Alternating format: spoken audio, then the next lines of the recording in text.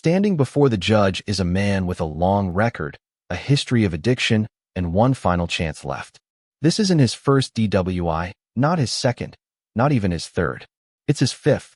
The court has heard the apologies, reviewed the treatment, and read the report, but tonight, one decision will determine whether rehabilitation is enough or whether 10 years in prison is unavoidable. Watch carefully, because this courtroom moment changes everything.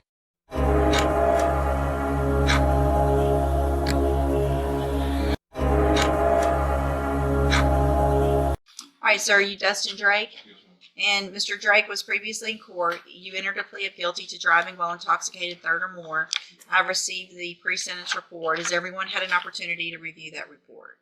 We have no objection. Yes, Your Honor, we reviewed it. And there was no agreement. Mr. Lane, you may proceed. Thank you, Your Honor. I guess in situations like this, the PSI pretty much laid it out. So, I don't know if Mr. Drake can be any more sincere than he was. I think the PSI officer got that from him. Most of his allegations were DWIs. After this allegation, we know he entered treatment. He went through almost 18 months worth of treatment. He stayed sober. He's gainfully employed. He's moving forward. He knows that the court has a tough decision. I think he said it best in the recommendation where he was. I think he can be successful. His attitude's there. His groundwork is there. His mother's here. The foundation is all there to be successful. Mr. Nichols? Judge, this is his fifth DWI conviction, not counting to the dismissal one on the way. I left, when we formulated this plea offer, I left it as a count one plea to limit some exposure, but I think pen time is where we're at. I get, and I'm glad that there's what appears to be sincere attempts at getting treatment and doing all that, but the fact is, he hit a car. This night he was .27. Luckily, no one else was hurt. And I just can't fathom letting back in the road, Judge. So I would urge the court to exercise the full 10 years.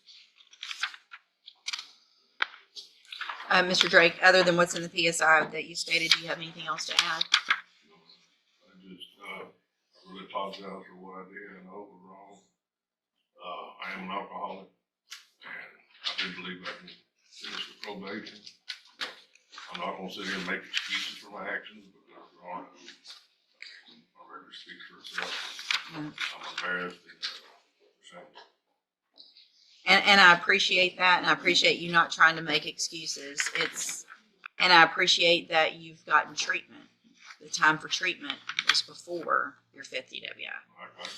You know, you've had every opportunity since, it looks like, 05, 19, 2021, well, 09, then 10. I guess part of what I'm looking at right now is that there was a short probation from Louisiana some years back, 6 months. But other than that, there's never been, you've just gotten time, correct? Yes, ma'am. Okay, here's what I'm going to do, Mr. Drake, and I hope you take advantage of what I'm about to do. Just based on several of the factors, the age of some of the history, the fact that you've gone into treatment already, I'm going to give you an opportunity, but you're not going home today. So here's what's going to happen. I'm going to find that you entered your plea of guilty freely and voluntarily. Find sufficient evidence to find you guilty, and at this time find you guilty. Sentence you to a term of 10 years in prison, but I'm going to probate that. You'll be on probation for 10 years. I'm ordering that you pay a $2,000 fine, and I'm ordering that you follow all of the rules and conditions of probation.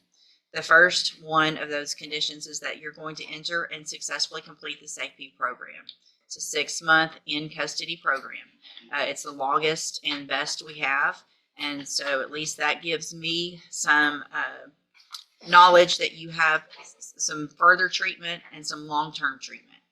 When you're released, you will go through the JCDI program as your outpatient follow-up care, which is an intensive outpatient treatment. You will be required to have an auto ignition interlock device on any vehicle that you drive. I'm also going to order, at least for some amount of time, at the, I don't know how long, but you will be ordered to wear a scram device as well. That is a device that is on your body that shows if there's any alcohol in your body. If there is a positive sip of alcohol, your probation is going to be revoked and you're going to be facing that 10 years that I just gave you. So I didn't give you up to 10 years. I just gave you 10 years in prison. If you violate this probation, don't come in and start negotiation for something less. It's 10 years. Do you understand? So you'll have the scram, the auto ignition, SafeP, JCDI, and any other conditions that probation deems would be important for you to be successful. So this wasn't an agreement. You do have some rights to appeal. I'm handing you the trial court certification.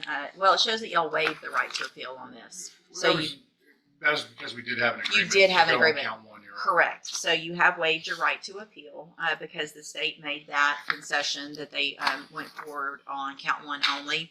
I've also handed you the trial court certification or admonishment that shows that this was, that because of the judgment entered against you, you're ineligible to possess a firearm or ammunition.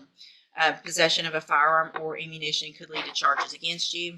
Firearm is a legal term. You should read the written admonishment I provided you to see what devices qualify as a firearm.